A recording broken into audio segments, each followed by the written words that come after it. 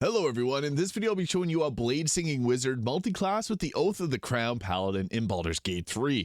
Now this actually works together very well, especially because there's some gear that got updated in patch 8 to now work properly, and it actually makes this quite a powerful combination as we get things like divine smites and a ton of spells, and we can actually get full spell castings. We get level 6 spells. So, starting off with the Oath of the Crown Paladin, this gives us righteous clarity. So this is the best, it's going to be a really solid channel oath. This gives a proficiency bonus to attack rolls for 10 turns. So that's a nice +4 to attack rolls that you can just get to any character. So we'll give that to ourselves or to your fighter if you want. A great weapon master benefits greatly from that. Now for our ability scores. This is where it's a little dicey. We're going to be going in on dexterity. So you can use Valor Alluve here, dexterity based sword in Act 1, early game. And we get later in the game, I'll show you some different gear options later on in the video. We'll go with 14 Constitution, 16 Intelligence, 10 Wisdom, and 10 Charisma. Now, there's two other ways we can go about doing this. There is the Circlet of Intelligence that we could get in Act 1 that could send our Intelligence up to 17, so we wouldn't even have to invest in it. You could dump that stat. There's also the Gloves of Dexterity. They'll set our Dexterity to 18, which is also quite nice, and then we can just dump our Dexterity. And there's also the Constitution Amulet, which can dump our Constitution.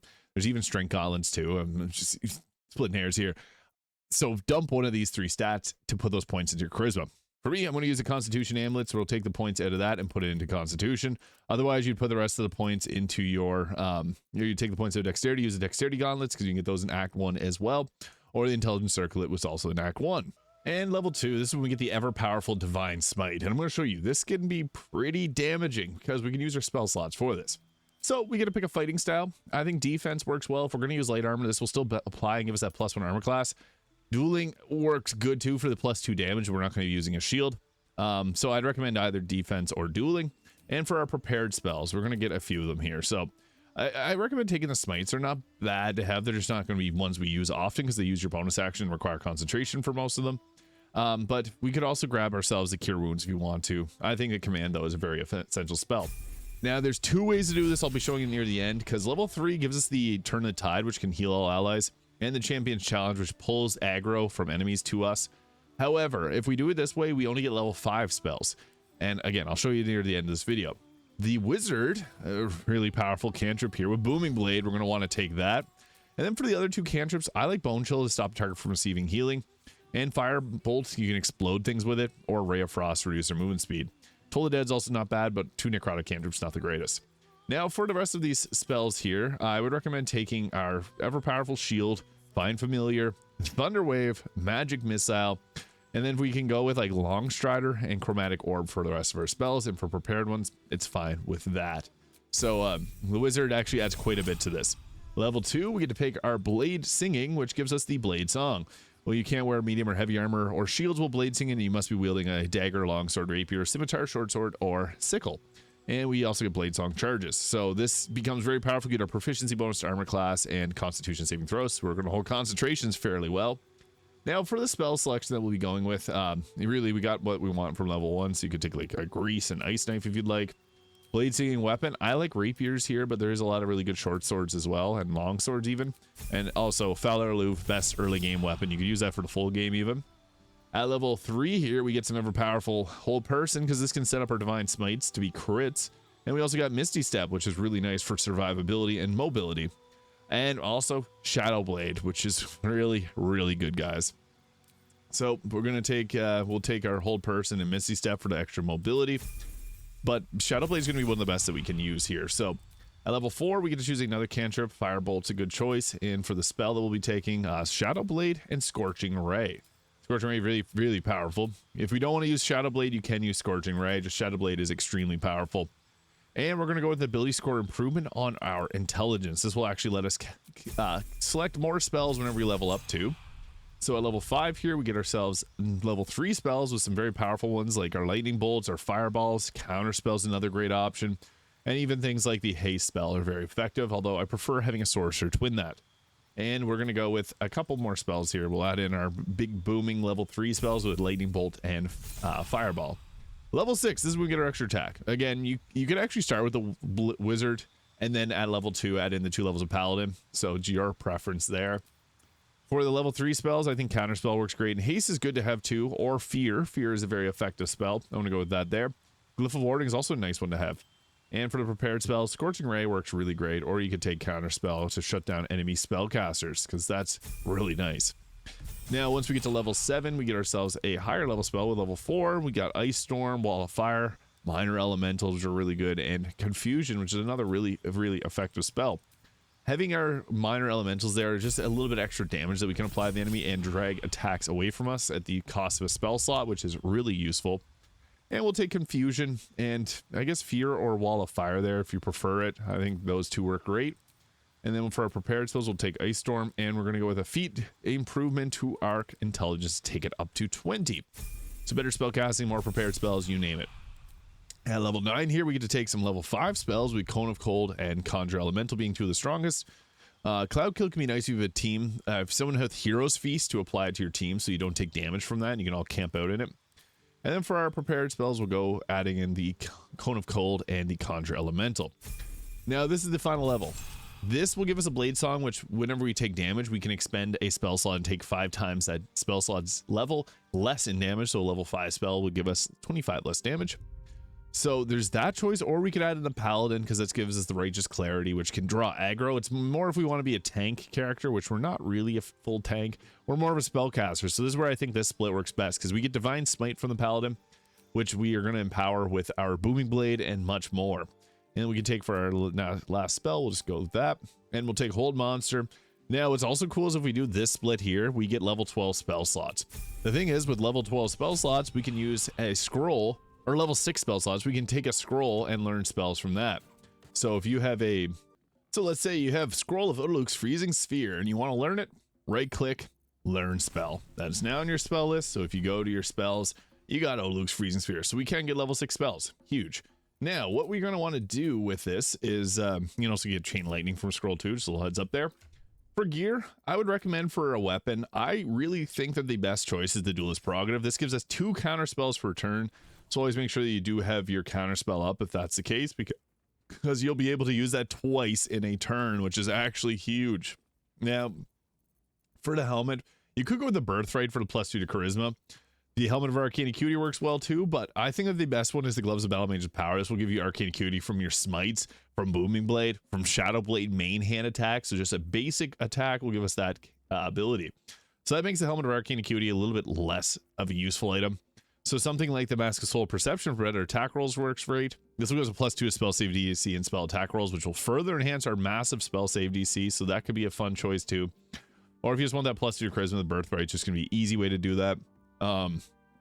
Getting Assassin Ball Cow will give you increased initiative.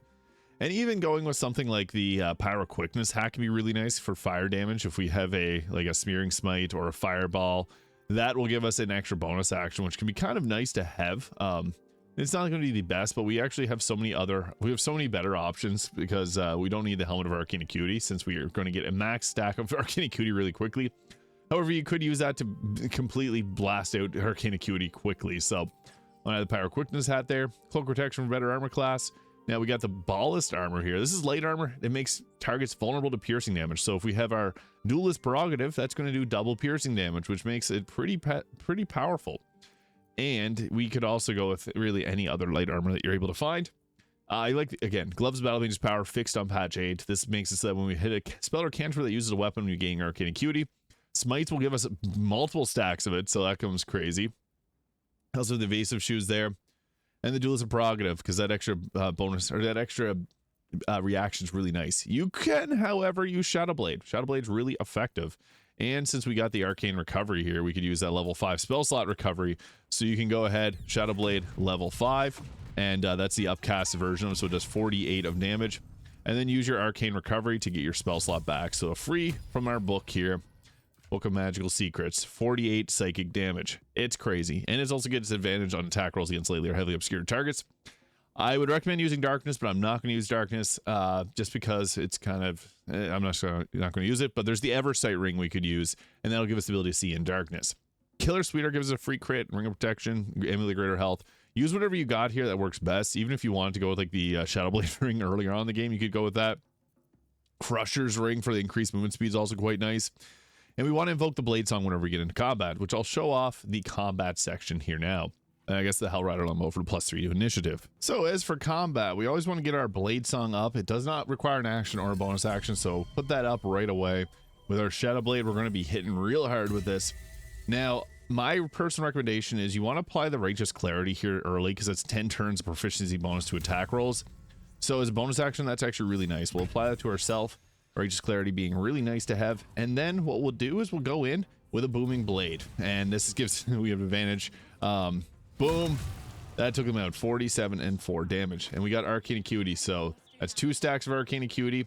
We want to also get our smites, because the smites will actually give us a bunch of Arcane Acuity as well. So we'll run up on them, and we rolled a critical hit. Bonk, 92 and 19 damage. That gives us even further stacks of Arcane Acuity. Cool. Now we got our extra action. We'll use that for a Booming Blade, and that was 90. Oh my goodness, a ton of damage. And then we'll do our Divine Smite on this poor fella here. Boom. That took them out. It's 42 and 4 damage. Crazy. And we'll just backpedal. Now we have our Arcane Acuity to +8. So that becomes pretty powerful. Paladin, or the 25 spell save DC. Kind of nuts. So yeah, that is very powerful. Now when we go to do our spells next turn, they're going to be much more likely to land. So they surrounded me here, which I just need to build up my Arcane Acuity. I have 9 stacks. So Booming Blade, I love that you can use Booming Blade per action. It hits really hard, you saw there. And we could also use an upcasted Divine Smite too if we wanted to. Bonk. 86 and 33 is crazy damage. And then on top of that, we also got our spells. So we can go with a nice Odaluk's Freezing Sphere. We can drop. Odaluk's Freezing Sphere has a huge radius too. That's one of the nice things about it. So we can just go boom, taking out those targets and knocking them prone. Huge. And there's just one left in this fight. So that's actually pretty crazy. Well, it actually spawned more enemies. So we'll leave the one in the ice over there. The main thing that we want to be doing with this is you can have a concentration set up. Like Wall of Fire is actually not a bad concentration to burn, or our hold person, which is really nice because we're likely not going to miss with this. So we can hold person up to 4 people, or even 5, I guess, if you use your higher level spell slot, or get counterspelled by it. And yeah, that happens. We'll do that again. 99% chance, 99% chance, 99% chance, 95% chance. And we lock down that whole person. So it's GG's. They all lose their turns unless they succeed on the save, which not happening. So for us, it's free reign to just go around getting these crits off. So 94, boom. And then we'll go with our Divine Smite. And we can always use the upcast for maximum numbers. 31 and 90, nuts. And then we'll run over here. Booming Blade this fool and likely take them out. And rolled 13 critical hit. 82, yep, nuts. And then this target here is just sitting over there, in their lonesome. We can't reach them. And I don't want to run up on them, so you got a nice free, if you got the Lith ability free cast, that's another Odaluk's Freezing Spear that we can just drop on their head. Boom. So there it is. That is the Bladesinging Oath of the Crown Paladin. Getting that bonus to our attack rolls from the Righteous Clarity is really nice. And I broke my oath. Have yourself a great day. If you enjoyed this video, please hit the subscribe button below. I'll see you all in the next video, and have yourself a great day.